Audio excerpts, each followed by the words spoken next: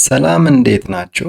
እንኳን ወደ ኤክሶሊ ክላስ ዩቲዩብ ቻናል በሰላም መጣችሁ። የሰባተኛ ክፍል ሶሻል ስተዲስ ትምህርት የተለያዩ ትምህርቶችን አፕሎድ ያደረኩኝ ነው። 3 ዓላማዎች አሉኝ። ከራሴ አንጻር የሀገሬን ወጣቶች ስለዚህ ሲያነቡ በደንብ ግልጽ ሆኖላቸው እንዲያነቡና እንዲረዱ ማስቻል የመጀመሪያው ዓላማዬ ነው። ማገዝ በሚችልበት አግባብ ቢያንስ ሙያዬ አስተማሪ ነው፣ በዚህ መንገድ ማገዛችሁ ከሆነ በሚል የጀመርኩት ፕሮጀክት ነው። የራሴ ፕሮጀክት ነው። ከተማሪዎች አንጻር ምን እየተማሩ እንደሆነ አንደርስታንድ እንዲያደርጉ በማስተምራቸው አካሄድ በራሴ መንገድ ባገኘኋቸው ተሞክሮዎች ዩኒቨርሲቲ ላይ ባለኝ ተሞክሮ ማለት ነው። ከትምህርቱን ባሻገር ኖርማሊ እያነበቡም ከመረዳታቸውን ባሻገር ላይፍ ፐርፐዝ ወደሚለው ምን እየተማሩ እንደሆነ ስለሚማሩት ነገር ስለቀረበው ነገር አቀራረባቸውን አስተካክለው ሊሄዱ የሚችሉበት መንገድ እና በዚህ መንገድ የሚመጣ የተሻለም ለውጥ ካለ ወይም የተሻለም ትውልድ ካለ በጣም አሪፍ ይሆናል። ስለዚህ በጭፍንፍኑ ስለነበርን እኛ የነበርንበት ዘመን ፐርሰናሊ እኔ 7ኛ ክፍል የነበርኩበትን ዘመን ሳስታውሰው በጣም የሚያጸጽቱ ነገሮች ብዙ ናቸው እና ያንኑ ነገር እንዳይደገም ለማድረግ ነው አንድ ነገር። በተጨማሪ ማንም በተለያየ ዘመን ያለ ሰው ሊጠቀምበት ይችላል ብዬ ተስፋ አድርጋለሁ፣ ልጆችን ጨምሮ። ማንም ሰው ወደዚህ ሲመጣ ጋብዟለሁ፣ ይማራል ማለት ነው፣ ያዳምጣል። በየትኛውም 7ኛ ክፍል ስለሆነ አይደለም፣ ከዛም በላይ። ሌላው ለትምህርት ባለሙያዎች እና ለወላጆች ምን እየተካሄደ እንደሆነ፣ ምን አይነት ትምህርት የቀረበ እንደሆነ፣ በየትኛው የትምህርት ደረጃ በየትኛው ሰብጀክት ምን አይነት ትምህርቶች ናቸው እየቀረቡ ያሉ የሚለው ነገር እንደ መነሻም በየትኛውም የስራ ሁኔታ ላይ ሆናችሁ ልታዳምጡ በምትችሉበት አግባብ ሳልጨምር ሳልቀንስ መጽሐፎች ላይ እንደቀረቡ በሀገራችን የትምህርት ከሪክለም መሰረት እንደቀረበ ስለሆነ የማቀርበው በግልጽ በሆነ መንገድ ምን ለማለት እንደተፈለገም ስለሆነ በየትኛውም የህይወት አጋጣሚ ሆናችሁ እንድታዳምጡና ልታግዙ ወይም ልጆቻችሁን ወይም በአጠቃላይ ያው የሀገራችንን ሰዎች ልታግዙ በምትችሉበት አግባብ የምታግዙበትን ስራ ማቀለል ነው። ስለዚህ እነዚህ ናቸው። እንቀጥላለን። ጀነራል ሳይንስ አፕሎድ ተደርገዋል። ኦልሞስት በጣም ብዙ ዩኒቶች ጀነራል ሳይንስ ማለት ነው። በአብዛኛው ተፈጥሮ ሳይንስ ላይ ያተኮረ ነው። ይህ ሶሻል ስተዲስ የሚለው ትምህርት ደግሞ በአብዛኛው ማህበራዊ ሳይንስ ላይ ያተኮረ ነገር ነው። ስለዚህ 7ኛ ክፍል ላይ እንደ አዲስ የትምህርት ከሪክለም የቀረቡ ነገሮች ለቀጣይ ለየትኞቹ የትምህርት አይነቶች ነው እንደ መነሻ እንዲሆኑ የተፈለገው የሚለውንም በራሴ መንገድ እንደ ተማሪ ሆኜ እንደ አስተማሪ ሆኜ ትምህርቱን እያቀረቡላችሁ እንቀጥላለን። በየትኛውም ዘመን ያላችሁ እንኳን ደህና መጣችሁ ማለት እፈልጋለሁ። ኦኬ በዛሬው ትምህርት ሶሻል ስተዲስ ለ7ኛ ክፍል፣ በነገራችን ላይ 7ኛ ክፍል ብቻ ወደ ላይም ወደ ታችም አጠቃላይ የሀገራችንን የትምህርት ከሪክለም የምንቃኝበት ይሆናል ይህ ዩቲዩብ ቻናል። ስለዚህ እየገባችሁ ሰብስክራይብ አድርጉ። የሆነ ጊዜ የምትሉት ነገር ይኖራል። ኦኬ ሶሻል ስተዲስ ስለዚህ አዲስ አበባ ትምህርት ቢሮ ነው ያሳተመው። መጽሐፉ ግሩም ነው። ስለዚህ ተማሪዎች ከሆናችሁ መጽሐፋችሁ እንዳያላችሁ በእርግጥ ማን እንደደረሰው ተቀምጧል። የትምህርት ደረጃቸውም ተቀምጦ ቢሆን በጣም አሪፍ ክሬዲቢሊቲ ወይም ታማኒነቱን ይጨምረዋል ብዬ አስባለሁ። ዝም ብሎ ስማቸው እንደወረደ ከሚቀመጥ የትምህርት ደረጃቸው ተቀምጦም ቢሆን በጣም አሪፍ ነው ብዬ አስባለሁ። እሺ ስለዚህ ሁልጊዜም እንደምለው አብዛኛው የትምህርት ስርዓታችን እንግሊዘኛ ላይ ያተኮረ እንደሆነ ይታወቃል፣ ታውቃላችሁ። ስለዚህ ተማሪዎች የእንግሊዘኛ ትምህርታቸውን የእንግሊዘኛ አቅማቸውን ችሎታቸውን ማዳበር ላይ መስራት መቻል አለባችሁ። በተቻለ መጠን በእንግሊዘኛ መረዳት፣ በእንግሊዘኛ ማሰብ በጣም ያስፈልጋል። ከዛ ውጭ በአማርኛ ተረጎም ነው አልተረጎም ነው እንደው ያው እንደ መፍቻ ቋንቋ እንደ አፍ መፍቻ ቋንቋ እንደለመድነው ቋንቋ ራሳችንን እስክናውቅ አንደርስታንድ እስከምናደርግ ሁኔታዎችን መገንዘብ መረዳት እስከምንችል ድረስ ነው እንጂ ብዙም አማርኛ ላይ ብቻ ፎከስ ባናደርግ መልካም ነው። እንግሊዘኛ የሆኑ ነገሮች ላይ ማለት ነው። ስቴፕ ባይ ስቴፕ እንግሊዘኛ ጀስት ሰው እየለመደ ሲመጣ የተግባባን ስንመጣ እንግሊዘኛ እየጨመርን እንሄዳለን። 7ኛ ክፍል ላይ የጀመርሁበት ዋናው ዓላማዬ ምንድነው? ትምህርት ከሪክለሙ በጣም ክሊር ከት በሆነ መንገድ ለውጥ ያለው ከ7ኛ ክፍል ወደ ላይ ያሉ ሳይንሶች መሰረታቸው 7ኛ ክፍል ነው። ባዮሎጂ፣ ኬሚስትሪ፣ ፊዚክስ፣ ሂስትሪ፣ ጂኦግራፊ ምናምን የሚባሉ ትምህርቶች 7ኛ ክፍል ላይ ነው ቤዛቸው የሚጀምረው። ፋውንዴሽናል ወይም መሰረት የሚጣልበት 7ኛ ክፍል ላይ ነው። የሳይንስ ሀሁ በሉት፣ የሳይንስ ኤቢሲዲ በሉት 7ኛ ክፍል ላይ የቀረቡ ትምህርቶች። ስለዚህ በአሁኑ ከሪክለም መሰረት 7ኛ ክፍል ያልገባችሁ ከሆነ በጣም አስቸጋሪ ሁኔታ ውስጥ ነው የምትሆኑት በቀጣይ ማለት ነው። ዘንድሮ 8ኛ ክፍልም ከሆናችሁ ጥሩ ነው፣ አምና ተምራችሁታል ተብሎ ይታሰባል። ዘንድሮ 7ኛ ክፍል ከሆናችሁ ደግሞ በተቻለ መጠን ምንድን ነው የቀረበው የሚለውን መረዳት ጥሩ ነው እና አንድ የእንግሊዘኛ ቋንቋችሁን በተመለከተ ነገርኋችሁ። ስታነቡ ኖት መያዝ ሁልጊዜ መልመድ። በሰማችሁ ቁጥር ባነበባችሁ ባያችሁ ቁጥር የተረዳችሁትን ነገር በራሳችሁ አባባል መጻፍ። ቪዲዮዎችን ያያችሁ ከሆነ ትምህርትን ሊተካ አይችልም፣ ወይም የትምህርት ቤታችሁን መምራችሁ የሚያስተምረውን ነገር አይተካም። አጋዥ ግን ይሆናል፣ በደንብ ይሆናል። ምክንያቱም ሰው ያየው አንዱ ያየውን አንዱ አያየውም እና እኛ ለቫልዩ ነው ዶፓሚን ወይም እናንተ ክሊክ አድርጋችሁ የእናንተን ሰብስክሪፕሽን ፍለጋ አይደለም። እዚህ ጋር ቢያንስ በተቻለ መጠን የምትረዱት ነገር ካለ በእኛም ማቀራረብ ማለት ነው። አዲስ የሆነ አስተሳሰብ መገንባት የሚቻል ከሆነ አሁን ያለው አዲስ ትውልድ በጣም ጥሩ ይሆናል ብለን ስለምናስብ ኖት መያዝ ያስፈልጋል። መጀመሪያውኑ የዚህ ቻናል አባል ከሆናችሁ አይቀር ኖት መያዝ፣ ነገሮችን በእርጋታ ማዳመጥ መልመድ ያስፈልጋል። አለዛ ምንም ቦታ የላችሁም እዚህ። ስለዚህ በእርጋታ ሰው መሆን የሚቻለው ነገሮችን በእርጋታ ማሰብ ሲቻል ነው።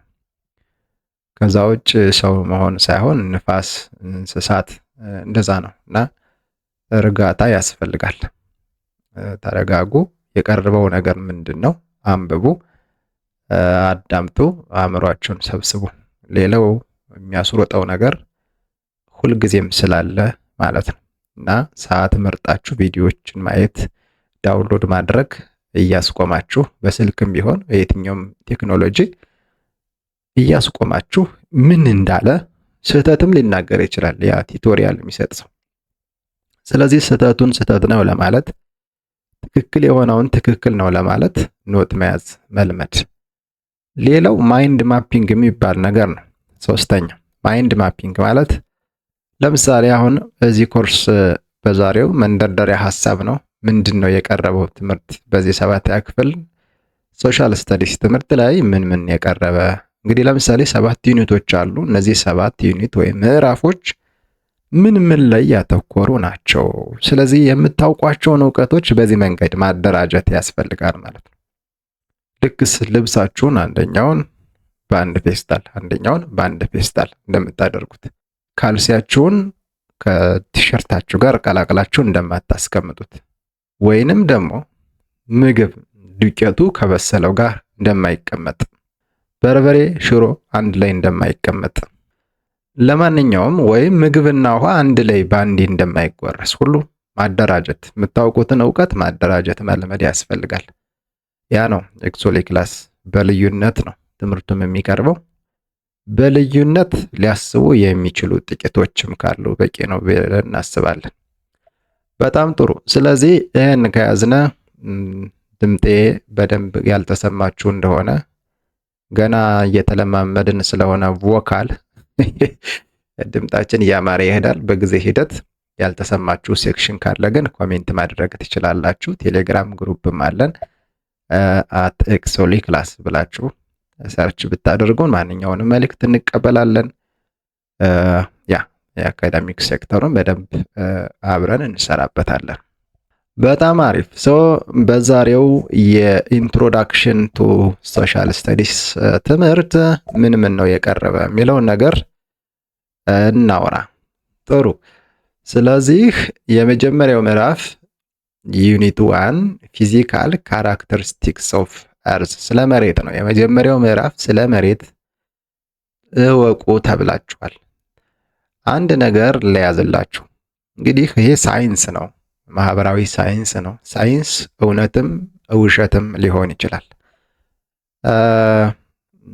ዝም ብላችሁ እምነት ወይም ሃይማኖት አይደለም። ትምህርት በመማር ብዙ በማወቅ ብዙ በማንበብ የሚረጋገጥ ነው። እውነትም ውሸትም ሊሆን ይችላል። ለጊዜው የሰማችሁት በዚህ እድሜያችሁ የምትማሩት ትምህርት እንደው ሀቅ ነው ብላችሁ ኤክስፔክት ማድረግ ሳይሆን ሀቅ ነው ወይንስ አይደለም፣ ውሸት ነው ወይንስ አይደለም ብላችሁ ጉጉት አድርባችሁ ነገ ከነገ ወዲያ በሚኖራችሁ የትምህርት እና የሙያ ዝግጅት እንድታረጋግጡ ቢሆን ነው መልካም የሚሆነው። ስለዚህ እንደቀረበ እንዲህ ነው እንዴ ለካ እንዲህ ናት መሬት እንዴ ብላችሁ የጸሎታችሁን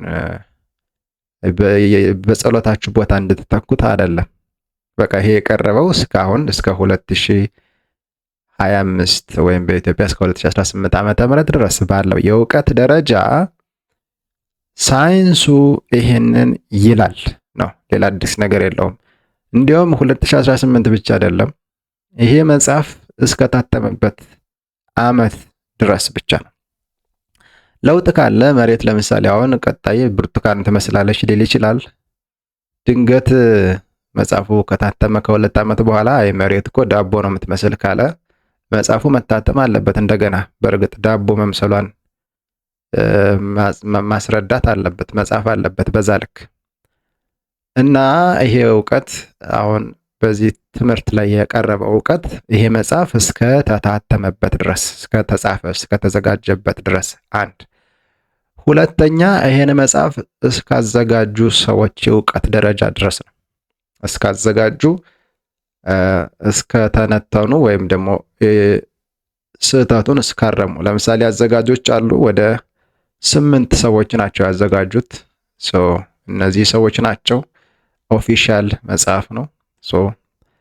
ማለት ሁሉም ሰው ሊያውቀው በሚችለው አግባብ የተቀመጠ ሲዘዋወር የነበረ መጽሐፍ ነው። አንድ እነዚህ ሰዎች ያዘጋጁት መጽሐፍ ነው። ከተለያየ ማቴሪያል ወይም መጽሐፍ ሊሆን ይችላል፣ ኢንተርኔት ላይ ያለ ነገር ሊሆን ይችላል። ያንን አገላብጠው ያዘጋጁት ትምህርት ነው። እነሱ የሰሩትን ደግሞ ይሄ ነገር ስህተት ነው ወይስ አይደለም ብለው ይሄን አረጋግጠውላቸዋል ተብሎ የሚታሰቡ እነዚህ 4 ሰዎች አሉ። ገምግመው ፈትሸው አይ ይሄ ነገር በቃ አልፏል፣ ጥሩ ሆነ ትምህርት ነው ብለው እንግዲህ ያጸደቁ ሰዎች ናቸው። ኤዲት አድርገዋል፣ ስህተቱን አስተካክለዋል፣ ሪቪው አድርገዋል፣ ከልሰዋል፣ ኢቫሉዌት አድርገዋል፣ ፈትሸዋል። አንድ ሌላ እንግዲህ ሌሎች ተባባሪዎች ናቸው። ስለዚህ እነዚህ 8 እንደገና እዚህ 12 ሰዎች 13 14 ሰዎች ያዘጋጁት መጽሐፍ ነው። 14 ሰዎች ያላቸው የእውቀት ደረጃ እዚህ መጽሐፍ ላይ የተቀመጠውን የእውቀት ደረጃና ያገላለጽ ሁኔታ ይወስነዋል። ያገላለጹ ጥልቀት መጀመሪያ የቀረበው ነገር ትክክል ነው አይደለም፣ እስካሁን ድረስ ከቀረቡ ትምህርቶች ጋር አብሮ ይሄዳል ወይስ አይሄድም? አንድ በተለያየ ዓለም ካሉ መሬትን በተመለከተም ሆነ ሌሎች የምናያቸው ዘርፎች አሉ እነሱን በተመለከተ። ስለዚህ አንድ እነሱ የእውቀት ደረጃ፣ የአገላለጽ ደረጃ እንግዲህ ቀላል ቋንቋ ተጠቅሞ ከበድ ያለ ቋንቋ ተጠቅሞ ሊያቀርቡ ይችላሉ። መምህሩ የሚያስተምርበትም የራሱ መንገድ ይኖረዋል። ያንን የሚረዳበት የራሱ መንገድ ይኖረዋል። ሌላው ደግሞ እንደዚሁ የመጽሐፉ አዘጋጆችና የቅድም ያየናቸው ባለሙያዎች እንግዲህ ተግባቦት የሚባል ነገር አለ። እንግዲህ ትምህርት አድሏዊ መሆን መቻል የለበትም። ወደ አዘጋጆቹ ሃይማኖት፣ ወደ አዘጋጆቹ ብሔር፣ ወደ አዘጋጆቹ የግል አመለካከት ያደላ አገላለጽ መሆን የለበትም ብለን እናስባለን። ወይም ወደ አዘጋጆቹ የፖለቲካ አቋም ያደላ የመጽሐፍ አዘገጃጀት መኖር አለበት ብለን አናምንም። ዞሮ ዞሮ ሰባተኛ ክፍል መሆን ማለት እንግዲህ ቢያንስ የአንደኛ ክፍል መጽሐፍቱን እያየሁኝ ነበርና በጣም ኤክስፔክት የሚያደርገው የኢትዮጵያ አዲሱ ከሪክለም በጣም ሰፋ ያለ ነገር ነው። አንደኛ ክፍል ላይ ሞር የተጋነን ነገር ያለ ይመስለኛል። እናወራበታለን። ለማንኛውም በዚህ ትምህርት የቀረቡ ነገሮች 7 ነገሮች ናቸው። ስለዚህ ይህን የቀረበውን ነገር እስከምን ድረስ ነው የሚለውን የምትረዱበትን መንገድ ሚዛናዊ እንድታደርጉ ያስፈልጋል። በትርፍ ጊዜያችን ወይ በሌላ ጊዜ በዚህ ዙሪያ በደንብ እንድናወራ ከፈለጋችሁ እናወራለን። ስለዚህ የመጀመሪያው ዩኒት ምዕራፍ ስለ መሬት፣ መሬት ከምን መጣች፣ እንዴት ተፈጠረች፣ የፀሐይ ብርሃኗ ምንድን ነው? እንግዲህ ቆይ መጀመሪያ መሬት፣ ስለ መሬት ያዙ። አንድ መሬት። ሁለተኛው ስለ ሰው የሰው ልጅ አመጣጡን በተመለከተ ስለ ሰው። ሶስተኛው እንደዚሁ ሰውና የተፈጥሮ ሀብት፣ ያው ሰው ሲኖር የሚጠቀመው ነገር አለ። የተፈጥሮ ሀብት ሶስተኛው ዩኒት ያዝ። አራተኛው ዩኒት ስልጣኔ ነው። በተለይ የዓለም የመካከለኛው ዘመን የጥንትና መካከለኛው ዘመን ስልጣኔ የዓለም እንግዲህ ያዝ። እንግዲህ አምስተኛው ዩኒት የአፍሪካ የጥንት ስልጣኔ የአፍሪካ የጥንት ስልጣኔ 5። ስድስተኛው የኢትዮጵያ የጥንትና የመካከለኛው ዘመን ስልጣኔዎች። የጥንት ማለት አንሸንት ፕሪቪየስ ጀስት ላይክ ዛት ሜዲቫል መካከለኛው ከዱሮ ወደዚህ። እንግዲህ በክፍለ ዘመን መለየት ቢችል ጥሩ ነበር። እሺ ሰባተኛው ወቅታዊ ችግሮች ወቅታዊ የዓለም አቀፍ ችግሮች። እንግዲህ በዚህ መንገድ ነው። እያንዳንዳቸው ላይ ምን ምን ታውቃላችሁ መሰላችሁ? መሬት የሚለው ጋር ሂዱና መሬት እንዴት መጣች፣ በመሬት ዙሪያ ስላለችው ፀሐይ። እንግዲህ ያው በዛ መንገድ ስለ ፀሐይ እዚህ ጋር አሁን ለምሳሌ ፀሐይ እንግዲህ ሃይማኖት አላችሁ ብለን እናስባለን። እንግዲህ ዞሮ ዞሮ ሃይማኖታዊ እይታው ሌላ ነው፣ ሳይንሳዊ እይታው ሌላ ነው። ለምሳሌ እንደኔ እምነት መጽሐፍ ቅዱስ የሚለው ሌላ ነው፣ ወይም የእስልምና ቁርአን የሚያወራው ሌላ ነው፣ ወይም ብቻ እንደየ ሃይማኖት አረዳዱ የፀሐይና የመሬትን አፈጣጠር የሚረዱበት መንገድ፣ የሰው ልጅን አፈጣጠር የሚረዱበት መንገድ የተለያየ ነው። ሳይንስ ደግሞ የሚያስቀምጥላችሁ ነገር አለ። ስለዚህ ትምህርትን ወዳችሁ መማር አለብን። ዘመናዊ ትምህርት ማለት ከሃይማኖት ውጭ የሆነው ሳይንሳዊ ትምህርት፣ ሳይንስን ማወቅ አለብኝ ብላችሁ እስካላችሁ ድረስ አሃ እንደዛ ነው እንዴ ያላችሁ ሰምታችሁ በሰለጠነ መንገድ ወይ ትክክል ያልሆነበትን መንገድ መፈለግ ነው፣ ወይ እንግዲህ እስከሚረጋገጥ ድረስ መቀበል ያስፈልጋል ማለት ነው። ስለዚህ መሬት ምን ተፈጠረች? የፀሐይ ብርሃን ወይም ሶላር ሲስተም የሚባለው እንዴት መጣ? የመሬት ቅርጽ ምን ይመስላል? ሼፕ። እንደገና እንቅስቃሴዋስ እንዴት ነው? ትንቀሳቀሳለች ወይ ቀድሞውኑ መሬት? እሱን ነገር ታውቃላችሁ። ኤክስተርናል ኮምፖነንትስ ኤንድ ኢንተርናል ስትራክቸርስ ኦፍ እርስ፣ ውጫዊ እና ውስጣዊ የመሬት ክፍል። በዚህ ትምህርት የቀረበው ይሄ ነው። ስለዚህ አሁን ተማሪዎችም ሌሎች ባለሙያዎችም ያዳመጣችሁ ይሆናል ብዬ አስባለሁ። ሰብስክራይብ ካላደረጋችሁ ሰብስክራይብ አድርጉ። ምን ችግር አለው? ጥሩ። ሌላው ማቴሪያልስ ፎርሚንግ ዘ ክረስት ኦፍ ዘ እርስ። ክረስት ማለት ኖርማሊ የውጨኛው የመሬት ክፍል ነው። መሬት 3 ክፍል አላት ተብሎ ይታሰባል። ክረስት ማለት ላይ ቅርፊቷ እኛ እየኖርን ያለንበት ይሄ ማንኛውም ህንፃ የተገነባበት ውሃው ያለበት ክረስት ይባላል። ክረስት ከዛ በኋላ እያለ ይቀጥላል። ሌላው ዲስትሪቢዩሽን ኤንድ ኢኮኖሚክ ቫልዩ ኦፍ ዲፍረንት ሮክስ ታይፕስ። ስለ ሮክስ ትማራላችሁ። አለት ነው እንግዲህ ብዙውን የመሬት ክፍል ሮክ ነው ተብሎ ይታሰባል። ስለዚህ ሮክ ብዙውን ማለቴ ከደረቁ ማለት ነው። ከደረቁ ውሃ ካልገባው ውሃውንም የያዘው ሮኩ ነው፣ አፈሩ አይደለም። አፈሩ በቀላሉ ነው የሚሸረሸረው አይደለ? በዚህ ምዕራፍ በዚህ ክፍል ይሄ ነው። ሁለተኛው ስለ ሰው ልጆች ታሪካዊ የሆነ ይሄ ስለ ዝግመተ ለውጥ ነው አይደለ? ሂውማን ኢቮሉሽን ዝግመተ ለውጥ እንዴት መጣ? የዓለም ፖፑሌሽን ትሬንድ ምን ማለት ነው? ስለዚህ አሁን ስታነቡት እያንዳንዱ አንዳንድ ኪወርድ ትኖራለች። ትሬንድ ምንድን ነው? in English trend it may be an increase or decrease of something but it is not for the future but previous ድሮ የሆነ ነገር የጨመረ ወይም የቀነሰ አካሄድ ማለት ነው። ያለፈ አካሄድ ማለት ነው ባጭሩ ትሬንድ። previous changes of world population ድሮ የነበረ የዓለም ፖፑሌሽን የዓለም ህዝብ ቁጥር መጨመር መቀነስ ሊሆን ይችላል። ሌላ ሰዎችና የሰው ልጆች ስልጣኔ ያመጣው የትራንስፖርቴሽን። ስለዚህ ሰው ከሆነ ቦታ ሲንቀሳቀስ ትራንስፖርት ይጠቀማል። ስለዚህ የሆነ አካባቢ ያሉ ሰዎች ከሆነ ቦታ ተነስተው ሌላ ቦታ ሲሄዱ የጉዟቸውን ሁኔታ የሚወስነው የሚጠቀሙበት ትራንስፖርቴሽን ከሌለ ለምሳሌ ይሄንን ቪዲዮ እየቀረጽኩ ባለሁበት በዚህ ወቅት ላሊበላ አካባቢ የተደረገ አንድ ጥናት እንግዲህ ላሊበላን የሰሩት ህንዳውያን ናቸው የሚል አንድ ዝም ብሎ ሃይፖቴቲካል የሆነ ዶክመንተሪ ተሰርቶ አየሁኝና እንግዲህ ለዚያ ማስረጃ የላቸውም። በራሳቸው የሆነ ጥናት ነው። ጥናት ብለውት ነው እንግዲህ ሊጠግኑ መጣው፣ ግን እነሱ ሲያጠኑ ኖሩ። የደረስንበት ይሄ ነው አሉ በግላቸው ነው። ይሄ እንግዲህ ሞር ኦፊሻል አይደለም፣ ያዛርጉ ዝም ብላችሁ። ዞሮ የሰው ልጆች ስልጣኔ አፍሪካውያን አሜሪካ ሄደዋል ከተባለ በዛ ዘመን ትራንስፖርቴሽን ነበረ ወይ? መንገድ ነበረ ወይ?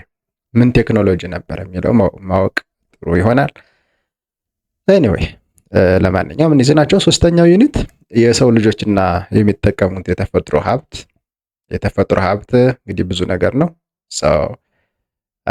እንግዲህ ዛፎችን ጨምሮ እንስሳትን ጨምሮ ውሃን ጨምሮ ከመሬት በስር ያሉ ሌሎች ማዕድናትን ጨምሮ የሰው ልጆች ይጠቀማል። ያ በአጠቃላይ ኢንቫይሮንመንት ይባላል፣ ከባቢ ነው። ስለዚህ የሰው ልጆች አካባቢውን ይበክሉ፣ ሊያብላሹ፣ ሊያወድሙ፣ ሊጠብቁ ይችላሉ። አካባቢው ደግሞ ለሰው ልጆች የሚሰጠው ሽፋን ጥቅም ወይም ተተበላሸ የሞታቸው መንስኤም ሊሆን ይችላል። ኤኒዌይ ይሄ አንድ ነገር ነው። ስለ ፖፑሌሽን ስለ ህዝብ ቁጥር መጨመር መቀነስ እንግዲህ የቀረበበት ነገር አለ። ስለ ተፈጥሮ ሀብት አይነቶች እናያለን።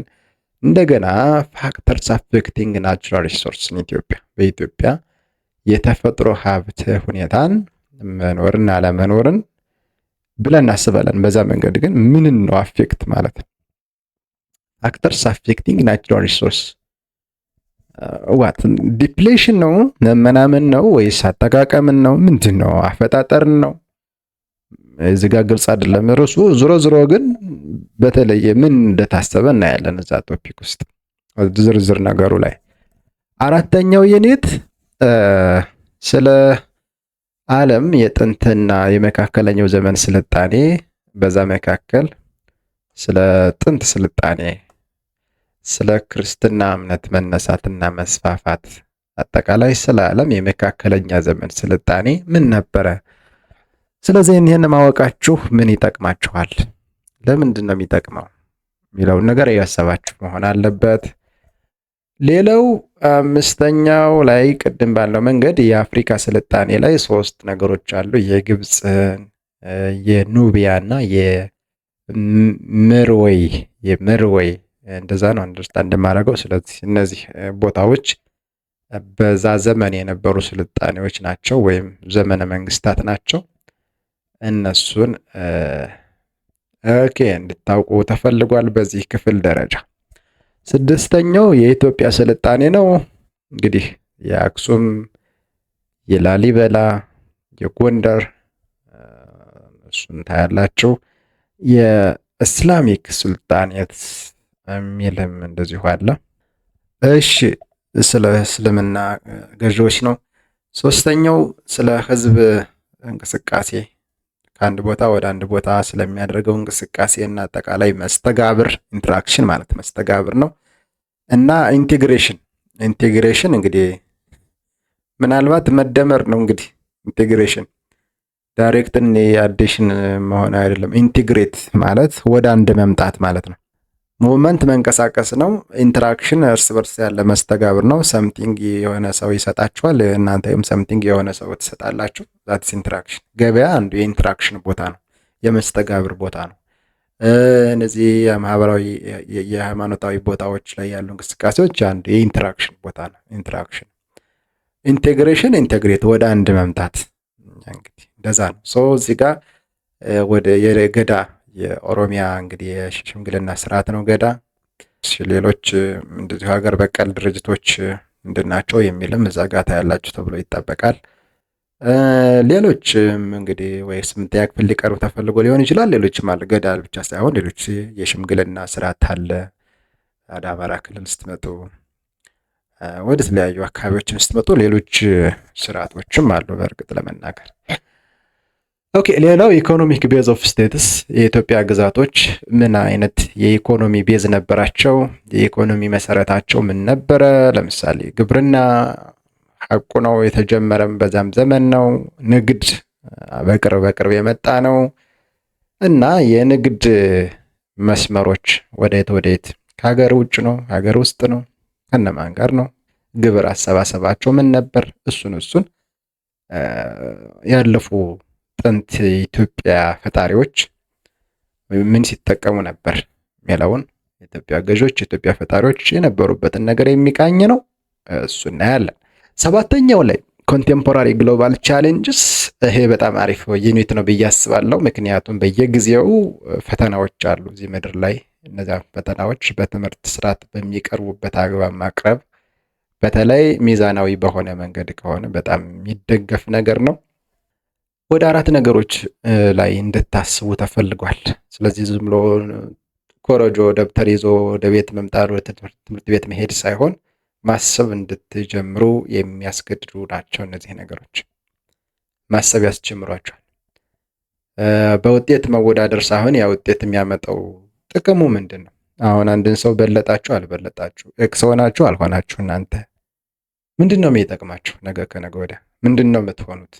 ስለዚህ ያ ኤክስ መሆን ወይም ሙሉ ማግኘት ነገ እናንተ ጥሩ ማሰብ እንድትችሉ ካላደረጋችሁ፣ ወይ በሆነ ሙያ ወይ በሆነ የመንግስት አስተዳደር ላይ ገብታችሁ ሌቦች ማትሆኑ ካላደረጋችሁ ሙሉ ማምጣታችሁ ጥቅም የለውም። አዳዲስ አስተሳሰብ፣ በጎ የሆነ ለሰው ልጆች ሊጠቅም የሚችል መንገድ፣ ነገ የሚመጣው ትውልድም በሰላም የሚኖርበትን አካባቢ መፍጠር እንድትችሉ የሚያደርግ አእምሮ የማይፈጠርላችሁ ከሆነ ሙሉ ማምጣታችሁ ምንም አይጠቅማችሁም። ዞሮ ዞሮ ማሰብ የሚያስተምሩ ነገሮች ናቸው። አካባቢን በተመለከተ ኢንቫይሮንመንት፣ ስለ አካባቢ አሁን አካባቢ የኢትዮጵያ ጉዳይ ብቻ አይደለም፣ ወይም የሆነ አካባቢ የሆነ ክልል ብቻ ጉዳይ አይደለም። ድንበር ተሻጋሪ የሚባለው ጉዳይ ነው የአካባቢ ጉዳይ። ድርቅ ቢኖር ኢትዮጵያ ውስጥ ከኢትዮጵያ ውጭ ያሉ ጎረቤት ሀገራት እና ሌሎች አካባቢዎች በትክክል ድርቅ ይጎዳቸዋል። ሁለተኛው ዲሞግራፊክ ኦቨርሎድ ነው። እንግዲህ የህዝብ ቁጥር በጣም ጨምሯል እያለን ነው። እንግዲህ የትምህርት ኦቨርሎድ ማለት በጣም ምድር ከምትሸከመው በላይ ሆኗል ነው። እንግዲህ ግን በየጊዜው የሚሞት ሰውም አለ ታውቃላችሁ።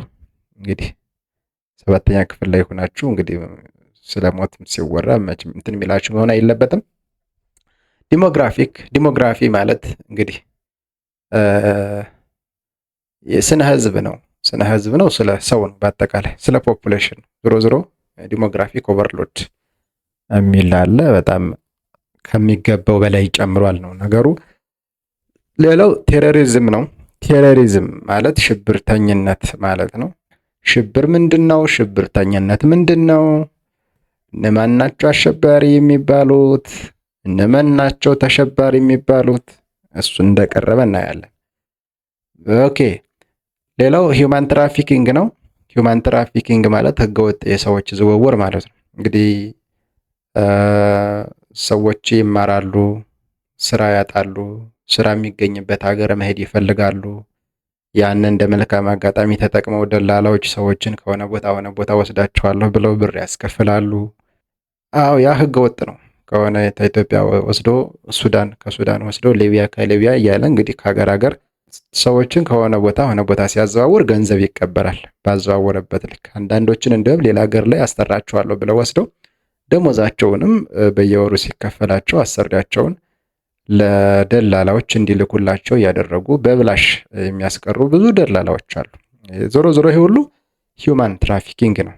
ምክንያቱም ብዙ ነው። ሰዎች ሲመራቸው ከአካባቢያቸው ይሰደዳሉ፣ ወይም የሀገራቸው አስተዳደር አልተመቻቸውም፣ ወይም ያሉበት አካባቢ እንዲኖሩ አላደረጋቸውም።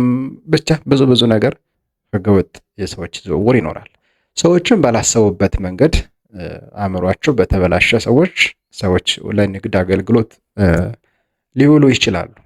እንግዲህ በዞሮ ዞሮ ምንድን ነው የተፈለገው እሱ እናያለን። ስለዚህ በአጠቃላይ ይሄ ትምህርት ቀጣይ የሚኖራቸው የጂኦግራፊ፣ የሂስትሪ እና ሌሎች ትምህርቶች፣ ማህበራዊ የሆኑ ትምህርቶች በጣም በስፋት እንደ መሰረት የሚጥል ኮርስ ነው። ስለዚህ ቅድም ያልኳችሁንም ሁኔታዎች ተግምት ውስጥ አስገብታችሁ በአእምሯችሁ ስላችሁ ትምህርት ቤት አትቅሩ። ተማሪዎች ተሆናችሁ ትምህርት ቤት አትቅሩ፣ ተከታተሉ። ስትከታተሉ ለዓላማ ይሁን። ሌላ ስራ መያዛችሁን ተዉ። መምህሩ የሚያስተምረውን አዳምጡ፣ ኖት ያዙ። እውነትም ሆነ ውሸት መጻፍ ጥሩ ነው። ከዛ በኋላ እንደዚህ አይነት ቪዲዮዎችን ማየት ስትጀምሩ እና ሌሎች እንዴት ማንበብ እንደምትችሉ ኢንተርኔት ላይ ሁሉ አስተምራችኋለሁ። ለማንኛውም የዛሬው ትምህርታችን ይህን ይመስላል። በቀጣይ ዩኒት 1 ሌሰን 1 እንገናኛለን። ሰላም ሁኑ።